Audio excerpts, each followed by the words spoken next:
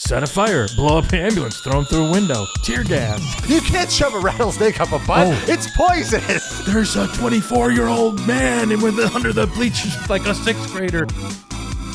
We are back on another exciting edition of Tales from the Attitude Era. We don't 2 know if weeks it's exciting yet, Rob. Well, it's exciting just that we're back, I think. Yeah, just that's being exciting. back. Giving them new content. It's like, here we are. We're 2 weeks away from a very important Survivor Series, and the chess pieces are moving around. Things are being set into motion, and we are at the sold-out MCI Center in our nation's capital of Washington, D.C. We're reviewing the November 1st Raw is War on the Peacock. And the Sunday Night Heat, aren't we? Oh, yes, I did make sure to note the Sunday Night Heat beforehand, because I'm starting to think we might be missing out on a few little details from storyline progression. So I'll talk about that in a second. Actually, and not only that, right now. Yeah. Not only that, I'm extremely proud of these Sunday Night Heats. It often overlooked, and the ratings were big, and it was like I said, the great thing about it was the pace was so crazy, and often, no joke, it would be Michael P.S. Hayes after the production meeting, like, Sunday Night Heat. We'd fucking write it in like 5-10 minutes. Who's left? And everyone was up for it. And they often were great. And then often, you'd send them off so that, the studio would put in whatever it needed to be about like video packages and stuff. But I started watching them too. When this podcast started, it was like, okay, Raw and SmackDown and pay-per-views. And like, hey, what about Sunday Night Heat? Started looking at them. Love them. This one included. Always a fun show to watch on a Sunday night, especially like on non-pay-per-view weeks. It's like I really enjoy a 1-hour wrestling show. I feel it's a lost art. It can be really fun. And you said something too about the ratings of this one specifically, how the ratings were so massive. They were like 3s and 4s, up 4.8, crazy ratings. And this one that aired on Halloween, I believe, if I'm correct, yes, was a 2-point-something. But you must take into account that football was big, and football was oddly, their schedule was pushed back because of Y2K, if you remember, or, very odd. So there was that, and there was a huge plane crash for Nantucket. So that, big doesn't, news story.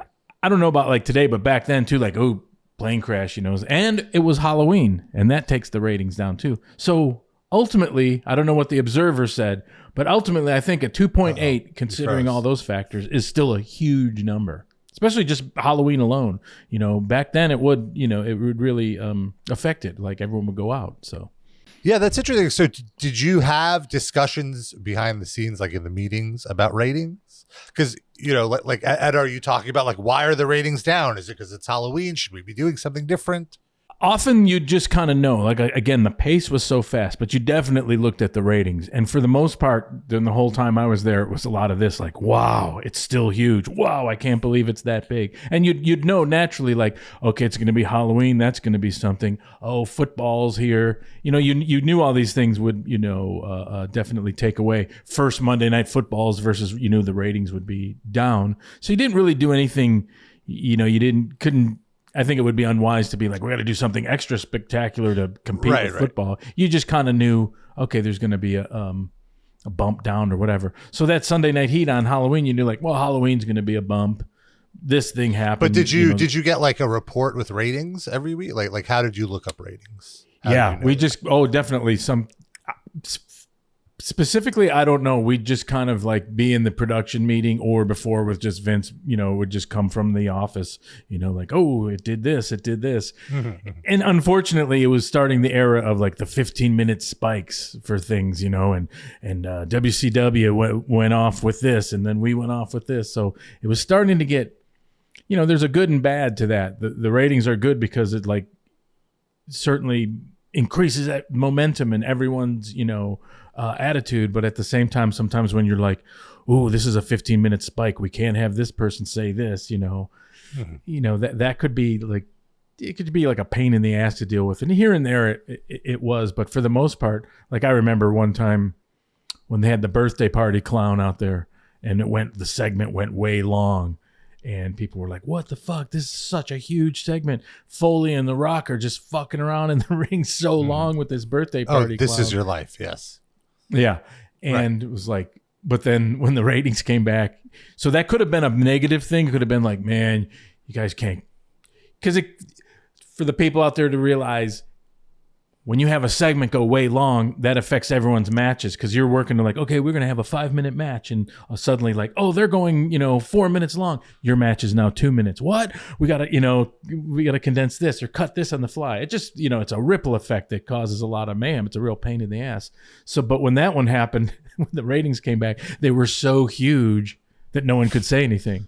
So it was like, what the fuck? Yeah. They're going to be out in the ring for 8 minutes and fuck up my match? And like, that was an 8.2. What? It just meant like more success for everyone, or you just couldn't say anything. So for the most part, that's the thing about the Attitude Era, was like, numbers, bing, number. It was like just a hopping restaurant. What are the receipts? Holy shit. It was all positive. So, but then, I think after I left, or, when things settle or whatever, gosh, then it can be a nightmare to be like, oh, the ratings are down, this 15-minute spike, oh, you're getting a push, not anymore, et cetera, et cetera, et cetera. Be a real pain. But now, like we said before, it's a little confusing. Like, what are the numbers? Sometimes the numbers are ignored now because who is watching? There's these massive TV deals, but it's streaming, but it's fractured, but where is it? You know what I mean? Right. Everyone can put their own spin on social media.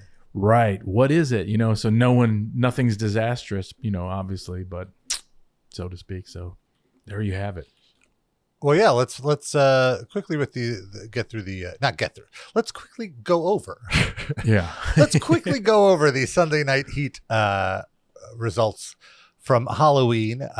We start with the Posse over the Headbangers, as Thrasher had to take a pin from Pete Gas.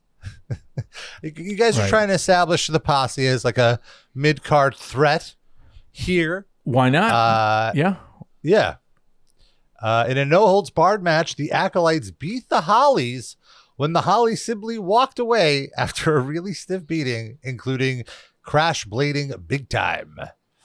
I like that. And that was one of those things where you just be like, who's, you had a lot of things like, oh my God, Hollies and Acolytes are left.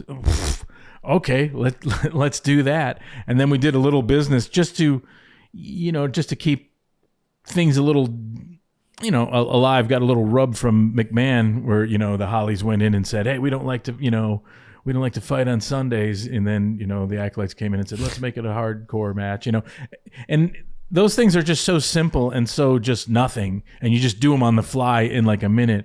But all the participants are so great, because when you have like Bradshaw and Simmons coming in and talking to McMahon, it's just like compelling, even though they don't really say much, but who cares? Yeah. It's just like, just to get it a little bit, like give it a little thread of something or make it like thematic as opposed to just calling matches in a sense. But then I thought the match was great. It's just brutal. They were throwing stuff in there, and whenever you get like, holy Bob Holly and Bradshaw and Simmons and Crash, it's going to be physical and it's going to be crazy, and it was, and went off with them like holding the, it was great. I thought it was awesome. Yeah, definitely look up the match, especially with if Crash had to bleed this much, it had to be. Yeah. Good one. And I don't know where that came from. Just they all worked it out. Like, I'm sure, there was no pressure to be like, we got to get some juice on this because whatever reason, this kind of heat. I think someone either, hey, why not? I don't know. Because half the time you're watching stuff like that, like, ooh. Or did he get it the hard way? Or I don't think so. Oh, the results don't mention here that I looked up. I can't tell. For sure. I assume. For those out there, the hard way said means... blading big time was the description, so I assume that was a cut. The final two matches were Godfather over the Blue Meanie and Midian defeating Sean Stasiak. Yep, keeping the roster going. To Raw.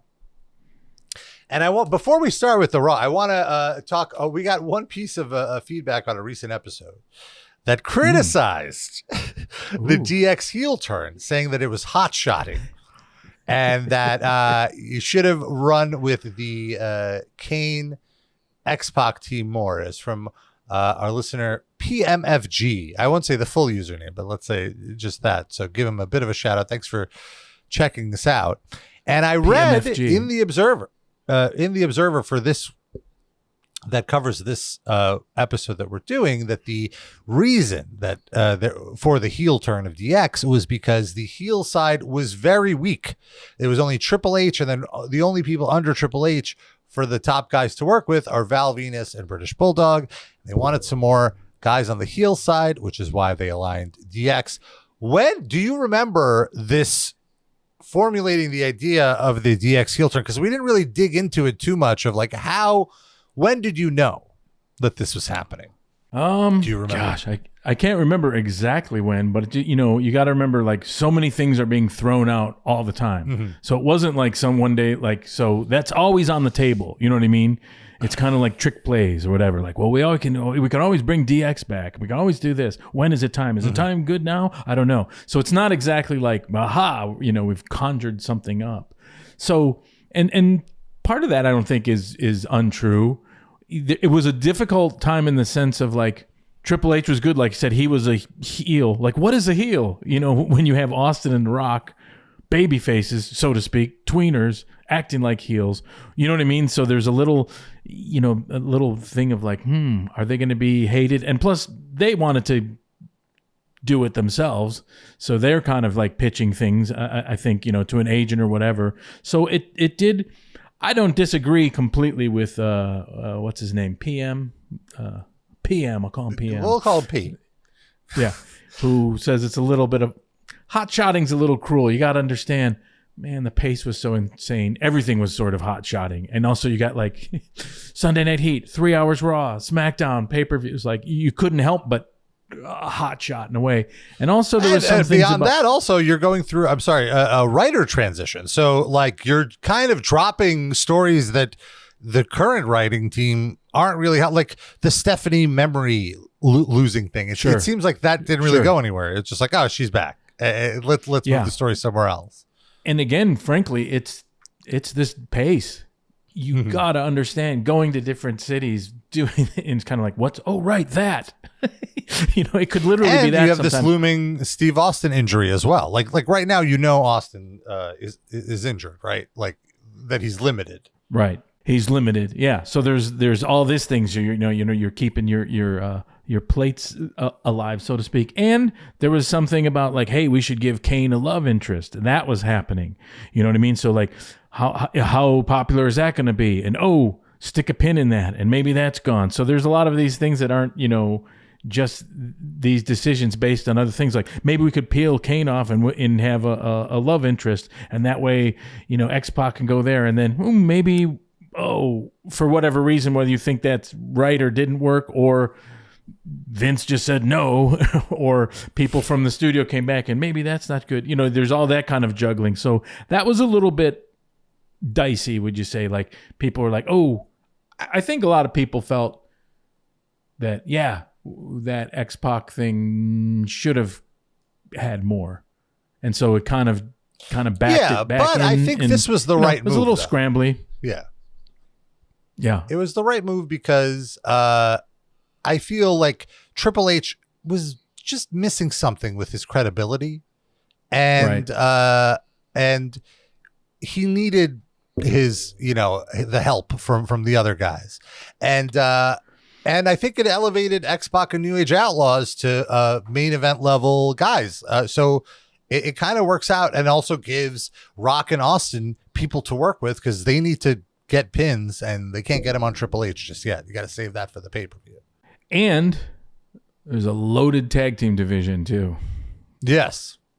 Let's get into Hardys, Well, let's get into this Raw. The show opens with The Rock. Jim Ross informs us that all the members of DX are wrestling tonight, and the Road Dogg will be taking on The Rock. Crowd is absolutely crazy for The Rock. Love all of his catchphrases. A hot way to start the show. Like, I can only imagine you're a college kid. You're so hyped for Raw, and the first person you see come out after the dark matches, but still, like the first person as the TV taping starts after the fireworks, your adrenaline is pumping. It's The Rock. You're going to lose it. You're going to sing all his catchphrases back to him. And from a behind-the-scenes perspective, what's really great, and this may sound like a dull, exciting thing, but it's just like, oh, opening segment, one guy, microphone, that's going to be great. You know what I mean? It's like efficiency, and it's like it's almost like a football coach would be like, well, I don't have to worry about running back. We got Barry Sanders, so we got these 3 plays. Okay, that's done. Don't have to worry about it. You know what I mean? You can worry about other things. So it's just remarkable. Makes our job easier. And so he first calls out Triple H and Steve Austin, his opponents at the upcoming Survivor Series. And he says, he's going to check both of their candy asses into the SmackDown Hotel, start singing as Elvis, with the down at the end of the Jabroni Drive at SmackDown Hotel. Crowd is loving it. They're singing the end of the song here. It's so fun to watch.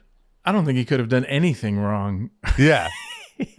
He could have shot a man on Fifth Avenue. Yeah. And walked around and he actually did take his pants down because the match was about to start. I want to point out he did have this one line. He's going to take Triple H's sledgehammer. He's going to put it in its box.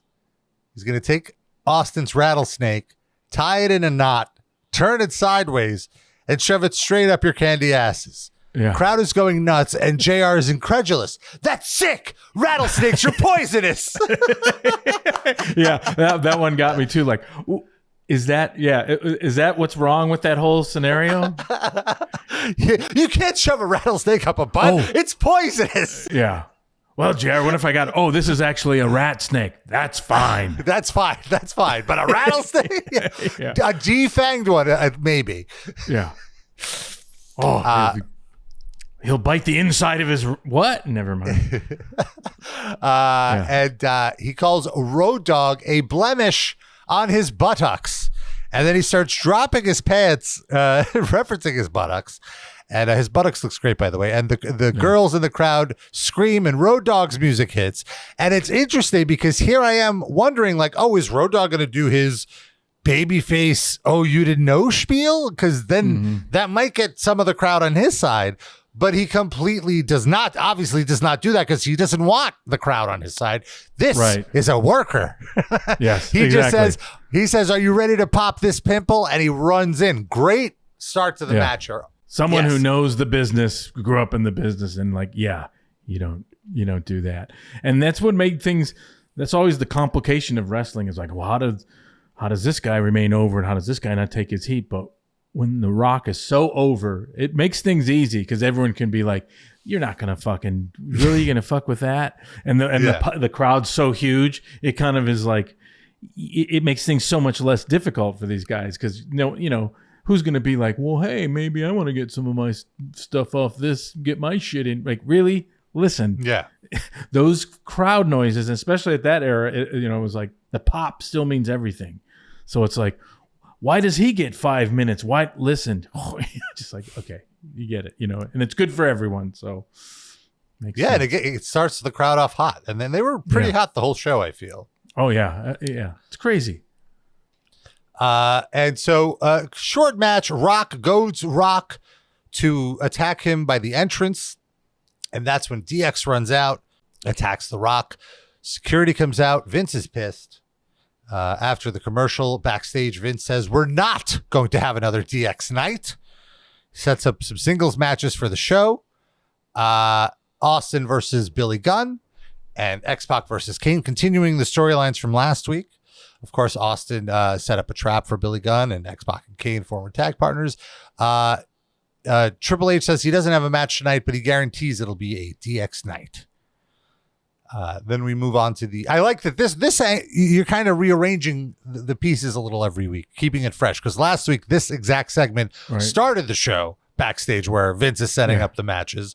Yeah. And you didn't have a beginning of the show promo. So this week you allow yourself a beginning of the show promo and then have the matches set up quickly after. Well, and if I could quote him, at some point, Vince said something about the business. He said, well, look, let's face it. We're just doing the same goddamn thing over and over. The point is to try to somehow make it seem different. It's like, very wise, very smart. You can apply that to politics, entertainment, whatever, whatever. So that is true. And one thing that's good is I remember just glomming onto like a sentence or something and just getting something, and I can't remember where it came from, but like, this is not going to be another DX night. Like, oh, that's, that kind of gives you a whole theme. And then you get like through the boss, like, that's a reason why the matches are going to be, made this way or whatever. You always have like one kind of thing you can sink your teeth into that is a through line, so to speak. And it's like, oh yeah, there it is. This is not going to be another DX night, which occasionally, like, somewhere along the line, someone's going to say it is going to be another DX night. But that stuff's important because it kind of just, as everything's so chaotic and weird, it gives a little like something to like hang your hat on, so to speak. Like, oh, that's the theme of this episode, so to speak. Episode. I don't want to use that word. I hate it. Episode. This Monday Night Raw edition of Raw. This Raw. Put it that way. Then we cut to Big Show continuing his angle with Bossman. And I'm so invested in this, and I'm really reminded, honestly, as someone who was tall and bullied as a child, really seeing Big Show as like myself, as a, however, like 16-year-old kid. And like whenever he would get it over on Bossman, like I would emote outwardly, like, yeah, like I was totally buying into this angle. In fact, Big Show getting his comebacks. Big Show told a story once that was like, I remember we're like talking about this, and it's such a unique perspective that only he has, where it is like bullying or being different, right? He was so big, and he was telling the story, and I don't, because we were like talking or like, oh, okay, well, let's kind of bring some stuff in about his dad or whatever. So there's a lot of things that didn't get in or whatever, but he told this story about how, I guess he was in something like 6th grade and he was already just a man, right? And he got like kind of his first kiss or something from a girl, or I was hanging out with a girl under the bleachers. It's totally like all American moment, right? I think he's from Kansas, somewhere in Middle America. And his father or even mother, someone was like a deputy sheriff or something, I believe, in the town. And someone kind of like saw him with his classmate, this girl or whatever, and they kind of freaked out, like, there's a 24-year-old man and under the bleachers with like a 6th grader. And they kind of like, either a security guard or a policeman or something. I don't have I'm sure this somewhere on the internet, kind of like got him, and he was like freaked out, and he said like he was just, he didn't have the wherewithal as a youngster to be like, hey, you don't realize I'm 6'2", whatever, as of 6th grader. And it wasn't until like they called his mom or something, and then everyone kind of said like, oh, this is a unique situation. This guy is in the one of the top, probably the biggest 6th grader of the past century, or however you want to put it, like how oddly unique. And it's kind of, but it's a weird, like, kind of like, you felt bad for him, like, oh, that, like, but who can relate to that? Oh, no one. You can, times 10, you know what I mean? Because you said you were like big, but like that's so extreme, I wasn't that. I still look like a kid for sure. I was just a tall, lanky right kid. That's and how weirdly traumatizing. Yeah. And he grew up in Aiken, South Carolina was the town. Oh, okay. So Big Show, he played basketball in Kansas, backstage. Wichita State. I think that's why I thought that. But so Big Show is backstage, and he says he didn't care that he hurt him, and he's going to wrestle Bossman tonight and end this because he doesn't like the person he's becoming. He doesn't like that he didn't care that he hurt them. Right. And then all of a sudden, we have a camera cut. Oh, so this is backstage in like the doctor's room because he's getting his ankle taped up. And we cut to outside the doctor's room, and we see Bossman and Albert, and they light something and throw it in. And there's all this gas. And this is exactly what you've been talking about these last few weeks, in that you're trying to set, like, it doesn't matter that the camera is there, but you did take great care to have the cameraman, like, everyone shuffles out of the doctor's room and the cameraman places down the camera. Like he has to save his own life. He doesn't care about the equipment, but that becomes the point of view of just from the floor. And you see that, like, Bossman and Albert let everyone else but Big Show out of the room and lock him in. And you see Big Show collapse in this soap opera-esque moment of acting, but I loved it. And this is pretty hard. This is heel heat right here. This is harsh heel heat. Yeah. You know, the Bossman is not a cool heel. And you got to go to these other extremes, because again, we always go back to, like, well, if they're actually going to have a match, Big Show has to destroy him. And also, he's got to be the shit that's been said about his dead father and whatever. Like, how do you keep stringing this along? You can't just have matches, you know, because it's like, well, he's got to kill him. So it's like, how to like stretch it out, how to delay it. And it's like, you know, at a certain point, you're like, you can't just sneak attack him, hit him with stuff. So that's when, like, oh, he's a cop and all this, like, tear gas.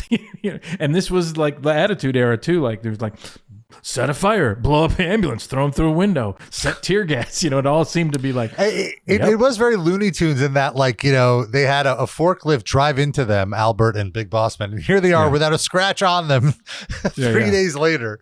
And so after the commercial, Big Show is convulsing. He's almost having a seizure as the medics attend. And this is where we see the... anonymous BB, like here she is, just as set decoration for 2 seconds. Storylines leading into storylines, things being seeded, and often it was like, well, we'll just see where that goes. It might not go anywhere. I don't know, but it's fun. And you know what I saw on the Sunday Night Heat, they had the package, and even later they'll have packages of, like, the whole story, and it's so funny. It's like Big Show says that you could just watch them over and over. It's funny, and this is a little pre-internet era. Not really pre-internet, but the internet wasn't so efficient at like spitting out all this stuff. So people would enjoy to be like, let's have another video recap of this. And when you watch it, it was amazing. Like you said, like forklift, gas mask, you know, all this, like the whole package is like, what a montage of this whole program between these two guys. Yeah. How are all of these people not in jail? They're all breaking the law. Yeah. During the next match, we learn that WWE The Music Volume 4 is out at midnight. And this was a huge success for WWF at the time. It debuted on number 17 on the Billboard charts on the top 200, which is, I think, a huge accomplishment for an album of wrestling themes. This shows just how hot WWE is, in that, like, everyone's buying it. You know, and how good Jim Johnston, is that his name? The music guy, because really he got some players here and there, even some like death metal cats here and there to play on stuff. Oh yeah, he got Scott Ian. It's so funny. Scott Ian doesn't even remember, like, he's credited on the Raw theme, you know, all together. He doesn't even remember playing it. I remember asking him about it. Like, I'm sure. Yeah, exactly. Yeah. It was him, John Tempesta. Right. Yeah, exactly.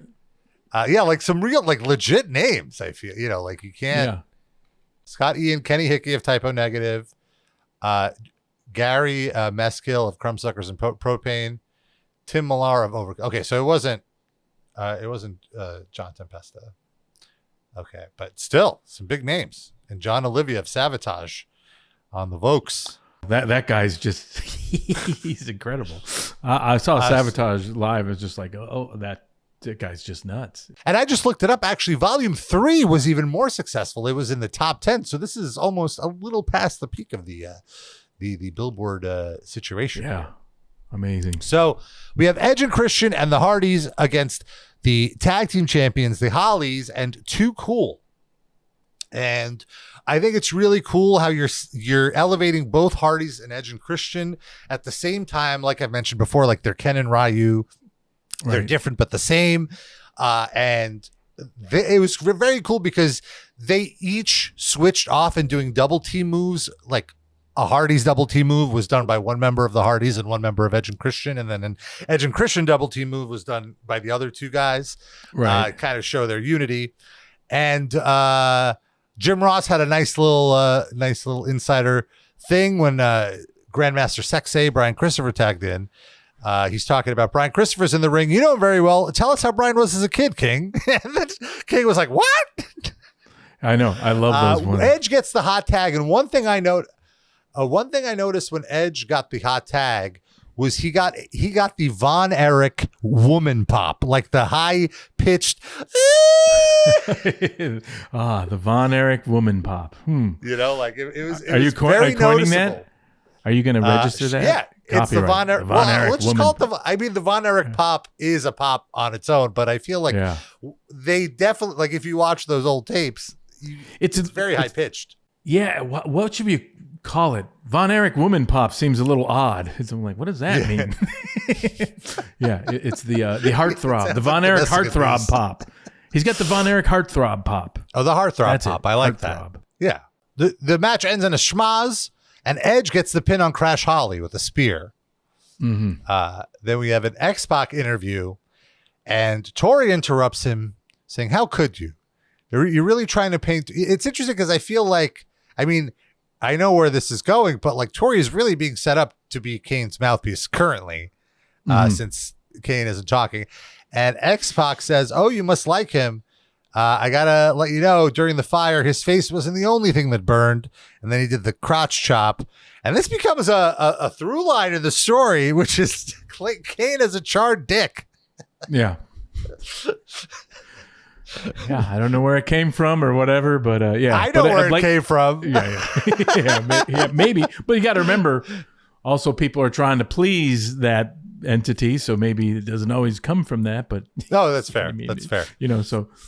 And also, it could be subterfuge. It could be not true. You know, this is, you know. Right. Well, I don't think that Kane has a charred dick. I think just the idea that someone would insult him.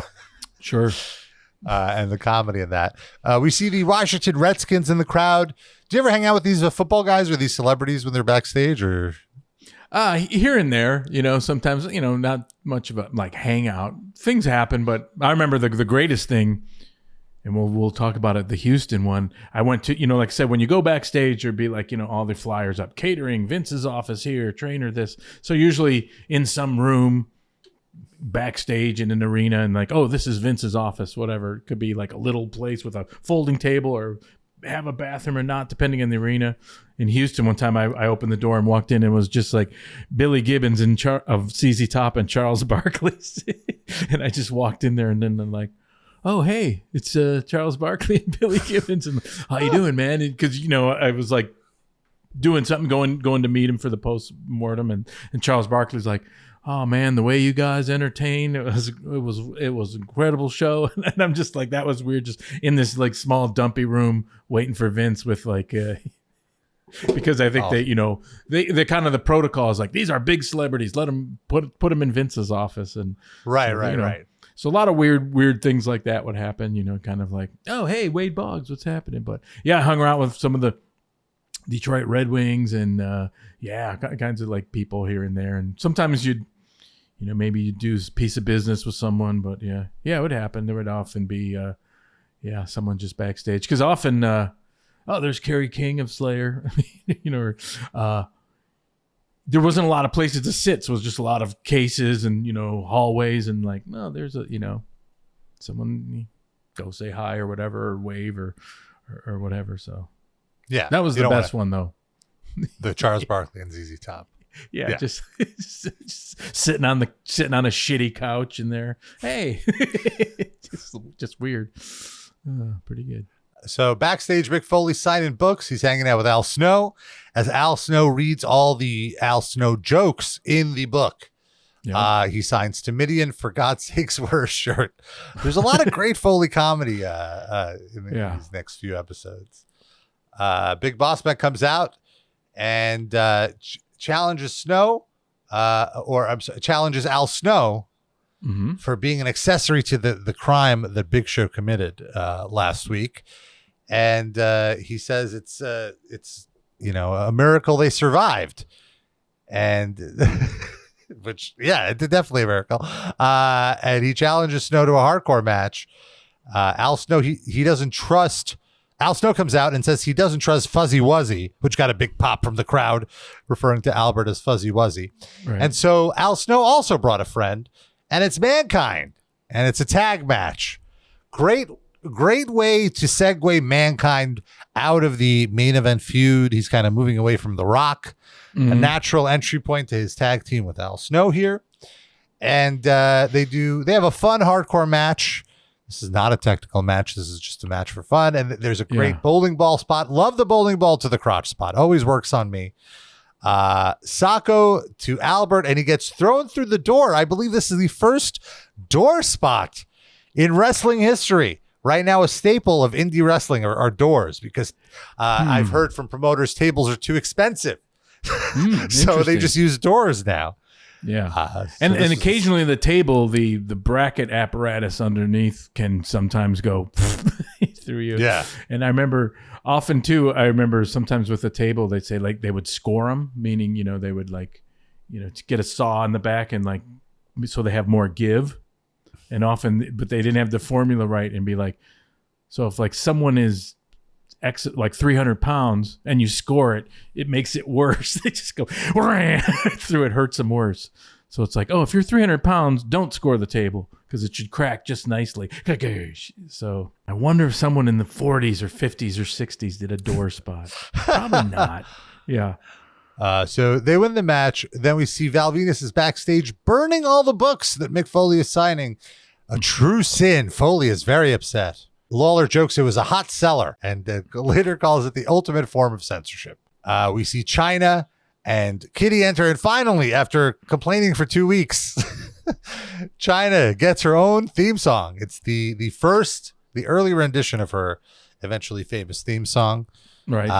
I'm sure, like you said, I'm sure everyone knew she needed a theme song. It just needed time to be done.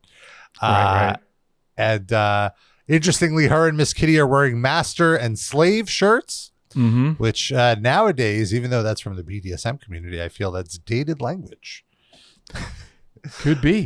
Could be. Is it in the BDSM? Well, this is also something that I was always disappointed. I think I talked about this before too, where I had a whole thing where I was pitching that Albert, had a slave and also would bring out almost like a gimp guy as his manager, that would always get involved and stuff. And you could have one of the minis being a gimp thing and, all kinds of stuff. And he was excited about it and or then he could also be, maybe someone, valet turned manager, some woman who would be in charge of them, and he would be the slave. I'd be like, oh, there's so much fun could, be had with that. And I kind of got a little shot down by Kevin Dunn in a weird moment where he talked to me about it, where he was saying, people really don't know what that is. And I was like, yeah, they sure do. And I was going to say the kind of the notion of a kinky dominatrix goes back decades and decades and is very British, and everyone kind of knows what that's about. I was citing things a woman with a whip, and I think for whatever reason, he didn't want it to be done, or someone else didn't want it to be done. But it's that whole terrible thing of let me talk you into why people don't know what it is. And I kind of wanted to just have him say, do you want me to, is it a no-go? I mean, you guys are in charge.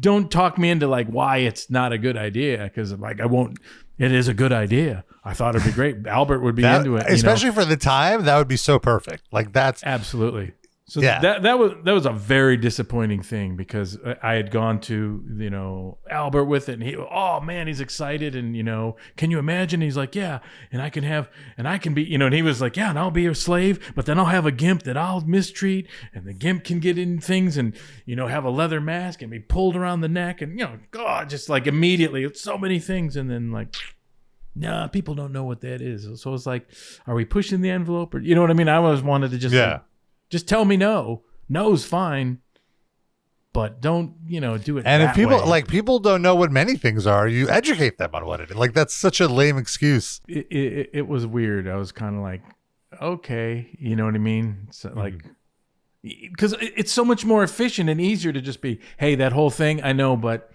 upstairs, no. All right, fuck. Stuff you move on. Fucking entertainment is like that too. Like in Hollywood a lot, there's like development executive people like, let me talk to you about it while people don't want that. Like, just say no. Don't, they have to like, let's talk you into something where you agree with me why it's not good or not a good idea. It's like, no, I thought it was a great idea. You know what I mean? And also you'll see where it could have gone, could have tanked. It could have been incredible. So there you have it. That's my rant. So Chyna's in the ring. She's calling out Stevie Richards for stealing one of her outfits last week. Says it was an expensive outfit that he destroyed. And so she's going to destroy what she saw was his very white ass. She calls Jericho out for saying that women can't do it. Yet then she it's so funny. She's like, you're going to make fun of women? Well, I'm going to question your masculinity. Her response is like you're the one sounding like you have a yeast infection, and that Chyna's the one that's more muscular. Chyna's taller, and she's just overall better than Jericho. And she says at Survivor Series, she will bitch slap Chris Jericho. Yeah, there's a big soup of a lot of contradictions in there, but fuck it. It worked. It's kind of like reacted. This. Excuse me. What about just go with it? It's like in Animal House when Jim Belushi came out in Animal House and said, "Is it over when the Germans bombed Pearl Harbor?" And then the line is like, "The Germans didn't bomb. Never mind. Just go with it." He's killing. Fuck it. The Germans did bomb Pearl Harbor. Fuck it. Jericho's music hits, and it turns out it's Stevie Richards dressed as Jericho. Quick match. And Chyna, of course, wins it. Afterwards, Jericho runs out and attacks Chyna. It was a very odd motif that was around wrestling, and still is for a lot, where there was a lot of like, let's impersonate the wrestler. That way, we can fuck with them and have an alter ego get fucked with. But also it just was a strange motif of like wrestlers impersonating other wrestlers, making fun of them. You can see, Triple H in the McMahon makeup, and people out as Hogan, and et cetera, et cetera. Just an odd motif that wrestling always liked to do. There was something you could bring up. How about it impersonates him? And then you get to have a lot of these like anticlimactic, like, oh, it's their music. Oh, it's not them. It's someone impersonating them who gets destroyed or whatever. DX is strategizing backstage, and we see Austin backstage as well. First time we're seeing Austin on the show. And then he comes out after the commercial. Huge pop. Still, like, as huge as the pop is for The Rock, he's very clearly 1B. Like, Austin is 1A. Like, there's a difference. And he says, Triple H, you call yourself the Game? The WWE title ain't no game to Stone Cold. He's going to shove a rattlesnake up my ass. Austin, don't play that. He tells The Rock to come out here and say it to my face. You can't because you're running scared, punk. I like how he accentuates punk. Yeah. Somebody came up to me and says, Stone Cold, you got a match? And he says, yeah, the match is my foot in Billy Gunn's ass. Billy Gunn comes out for the match. Austin notably does not take any bumps in this match. Mm-hmm. It's very punch kick. He's not falling on his back. The closest thing to a bump that he takes is he very gently runs into stairs and does a Luthez press, which I wouldn't even, like, that's a bump on his knees, not his back. Right. And you can even tell that Gunn is very delicate. Like he like on his pinfalls and on his, when he's on top of Austin, he's trying very hard not to use his weight. It's like, if I didn't know that Austin was injured, you wouldn't know, but knowing it, you could really see how careful they're being. Yeah, absolutely. DX tries to attack him, but Austin's too smart. He gets a chair. He scares them all out, and then he's drinking some beers, and his beer of choice this week is Natty Light. Good old Natural Light. I remember you can get a 12-pack for like $5. Yeah. And I never knew, like, why is there a beer switch? Is there an endorsement deal? Something, this, that, why? I don't know. Something, but just... I think eventually there may have been. I believe eventually Miller Lite was the wasn't sponsor. It at Bush for a while or whatever? Bush. Yeah. So, but it always was something like, what's happening?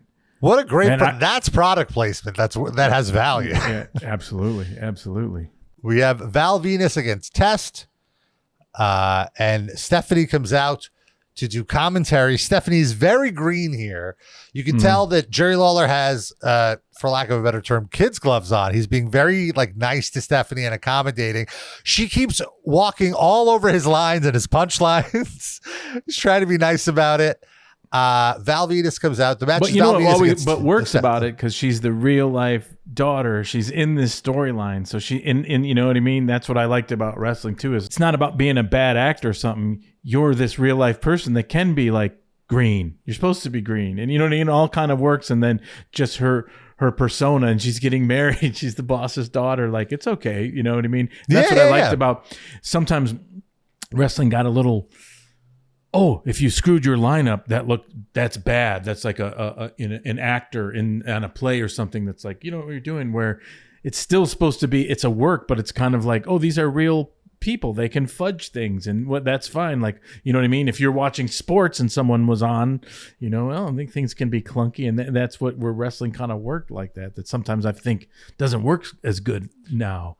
Yeah, you feel that's a line that you went up on. Right. That's rant number 2. No, you're right. Val Venis comes out and he's talking to Stephanie and he says, "It's great you retained your memory, but if you spent one night with the big Valboski, it'd be a night you'd never forget." Yeah. How disgusting.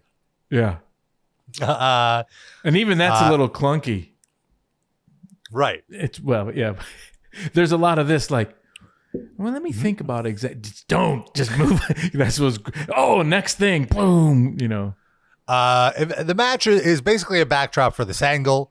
Mankind eventually runs in to attack Val Venis for burning his books. And throughout the whole match, Lawler is trying to convince Stephanie not to be in a long-term committed relationship. He's this is not, what are you doing?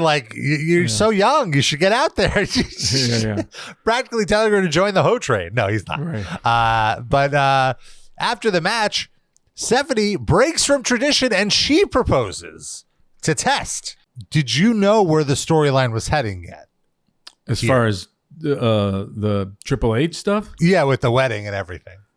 No, that's the most fascinating thing. We'll have to get Gewurz on here too, because it was just going along this line, and then suddenly that was as surprising to us as anyone. I don't know how many people know, and that's one of those great things about wrestling. Ooh, the Montreal Screwjob, this, who knew? And you know what I mean? How did it happen? And it's even more astonishing to me because being behind the scenes all the time, it's even more wow, how did that happen? You're more mystified because you see all the moving parts a lot, and then you're like, that's weird. Before. So even as head writer, you didn't when storylines are started. You didn't know what Vince where he wanted them to go. Sometimes, yeah. Look at the Montreal Screwjob as a thing. Who knew? Right. Did the ref even know? Yeah, Hebner, sure, maybe, but you know what I mean. There's a lot of things. There was a couple. Gosh, I can't remember exactly when. I think. Lesnar beating the Undertaker. Mm-hmm. Even I think people. It was a rumor even the ref didn't know. No one knew. It was Yeah, I believe Vince said it to the refs here. You're going to count 3 now. Make sure to count to 3 or whatever. Yeah. Yeah. So. There's often things, not always, but here and there, there's there's little things, or sometimes, or something will go with the agent, and they mean, oh, that was changed because the agent got together, all the time. I'd have to say probably only 80% of the shows went exactly like you thought. There was always some wrinkles and some things not being maybe that important, or or what have you. But that really, it does. I could tell. I believe you that you didn't know, because if you did know, why would Stephanie be the one proposing? Why is she setting up this angle where she turns on Test? Oh yeah, it's and well, as far as here's what was from Vince before that. The whole we're gonna because there was a thing I always said the more the family gets involved, the better. People like it. It's it's crazy. And so he's the obvious is like, Stephanie's going to marry a wrestler, at some point, like, oh yeah, all these things are in play. And he also said something interesting. He goes, yeah, we're going to have a wedding. That's why I had that Uncle Elmer wedding. And he said, it's a time-honored TV tradition that weddings always get good ratings. Soap operas do it all the time when they're down. Have a wedding. The one of the biggest ratings things of all time back in the day was Tiny Tim got married on the Tonight Show with Johnny Carson. And if you looked through the years, it was kind of like moon landing, Super Bowl, Tiny Tim. It was like strangely way up there. And it was just like set this kind of precedence for whether that's true or became a trope. So that's where a lot of that came from. We're going to have a wedding. I see. And even talking about, I was like, oh yeah, you're going to have that moment, when like, speak now or forever hold your peace and all these things, like, yeah, it's going to be great. So you're kind of like, okay, Stephanie's going to get married who? And then, kind of like maybe this person. Oh, it's going to go with this. So it was just, going along as nothing was like set. It was kind of like, okay, more beats. Yeah. As the weeks go on, I'm going to keep asking this question. Like, did you know now? So we get to the point where you finally know, because this is one of the biggest, most memorable angles of this era, I feel. And so it's crazy how it's getting. We'll have to have Gewurz on, Brian Gewurz during that, so we can refresh each other's memory. But it was like it was shocking to us too. Yeah, maybe not at the exact moment, but yeah. Vince and family are celebrating backstage for the great news.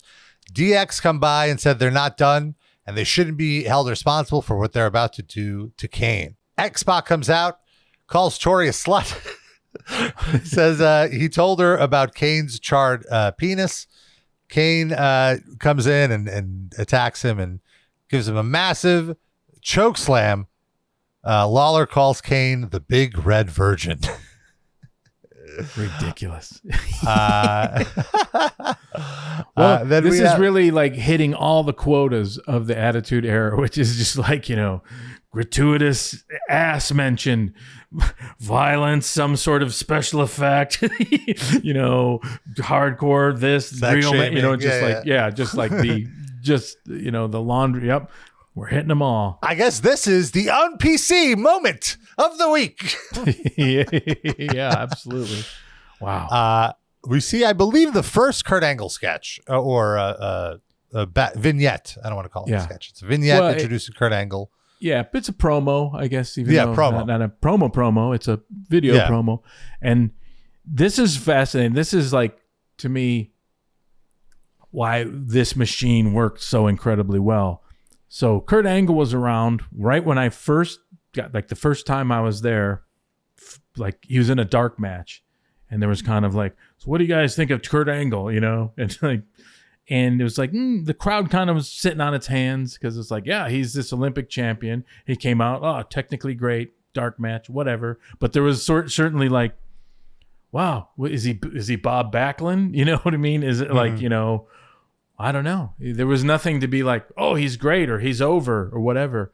Then, and it was before this video came out, but there was like a couple of them. They played it for us, either after production meeting or it's at some point. I can't remember, in Stanford or someone's like, what do you think of this? And whoever, I don't even know to this day who did him or how it came about. But someone back at the studio, they started doing him with his three eyes and how like innocent and conceited he was. And it was amazing because I was like, oh my God, he's completely over as a weird new kind of heel. It was like, just based on these promos, he's so good at being like this wide-eyed, like, conceited guy who can't understand why people don't cheer for him when he's like, I'm telling you how, like I'm incredible. And it just immediately was invigorating. And everyone was like, me in particular was like, oh, this will work great.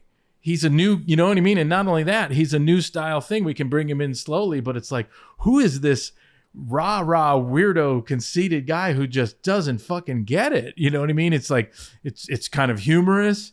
He's going to be booed. And it was like this wonderful dynamic of like, this is a guy that's going to be booed and he can't understand why he's being booed. And he's just acting like an 80s heel. And it was like, oh, it just worked. So just that quickly through a video promo immediately.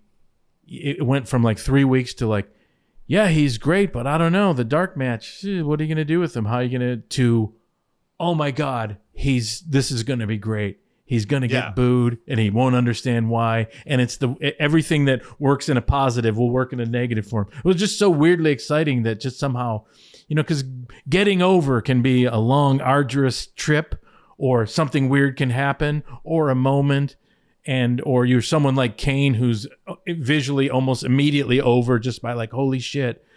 But Kurt Angle, like just this weird little wrinkle, and it was like, oh, we're off and running. You just knew like it's going to be great. And he, for someone to be an Olympic athlete, just had this incredible knack for doing exactly that. And immediately, like that smile, he was just so perfect at like, oh, I get it. You know what I mean? I'm going to be like that.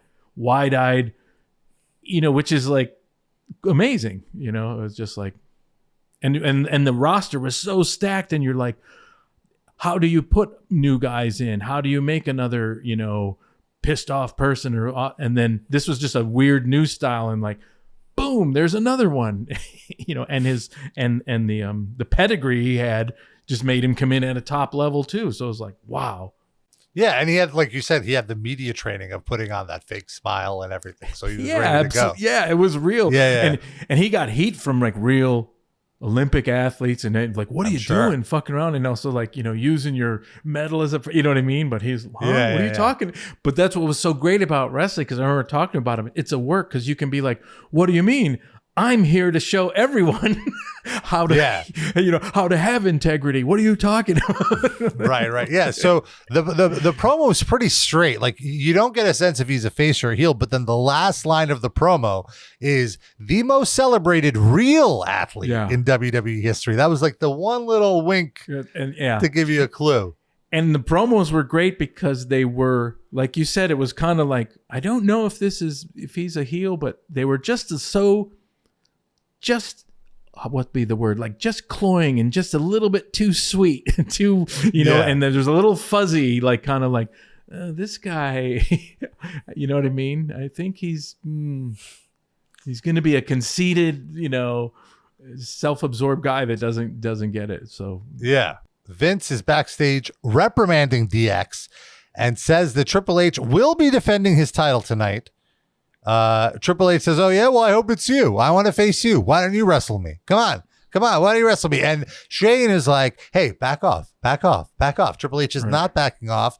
So Shane shoots the double leg and attacks Triple H. And we learn that it is going to be Shane McMahon against Triple H in the main event for the world title, I believe. Yes, indeed.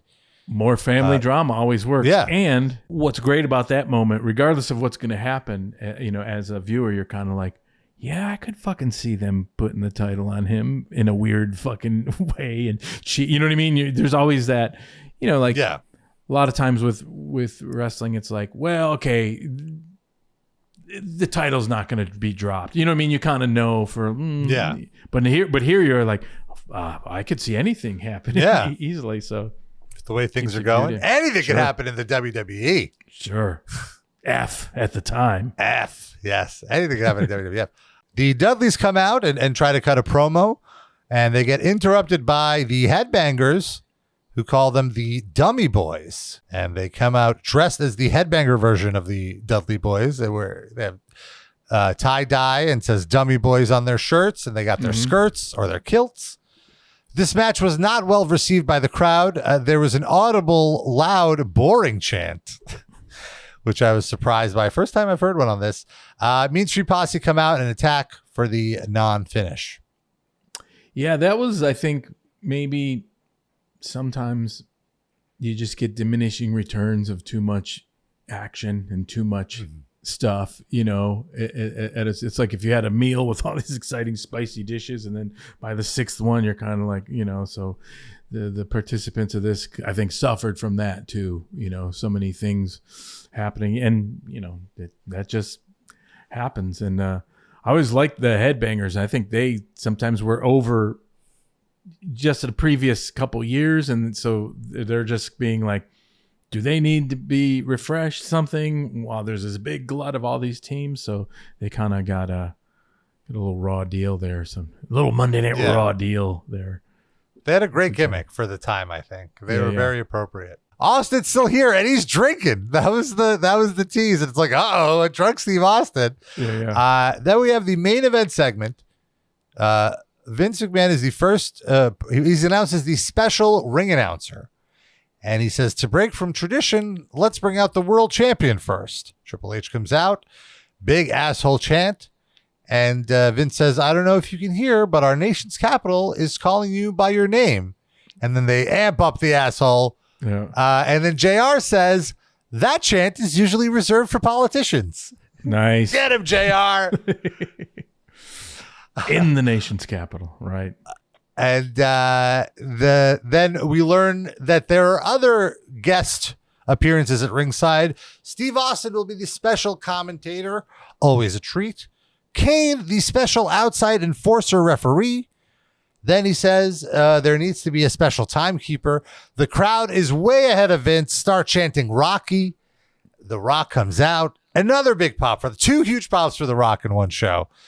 The match starts. And I realized that this is my favorite era of Triple H. Like, he could have a great match with anyone during this moment in time, like before this injury that takes him out.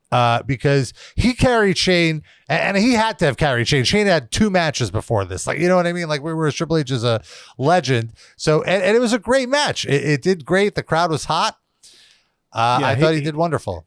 He's, in my opinion, he's highly underrated. I don't think he ever has bad match, and he got saddled with something. How about all the times he had to wrestle Vince McMahon? Mm-hmm. Yeah, it's coming up in a few months. And he's getting like potatoed by the boss. Right. Not because he's, Stan Hansen, just because he's, again, like, and that's the thing. Even people being green, this, that, or the other, but people who aren't wrestling every week and timing, and he made a lot of people look good, and even he had to be that weird flat kind of heel. So he was a very important player.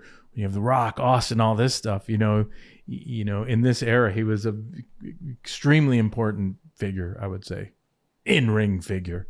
Absolutely, I agree. Yeah. And Vince is at ringside, and JR notes it's the first time in a while Vince has sat at ringside for a world title match, alluding, of course, to the Montreal Screwjob, which I thought was a nice little deep cut for longer time fans. Shane tries to do a Bronco Buster, which is, of course, X-Pac's move.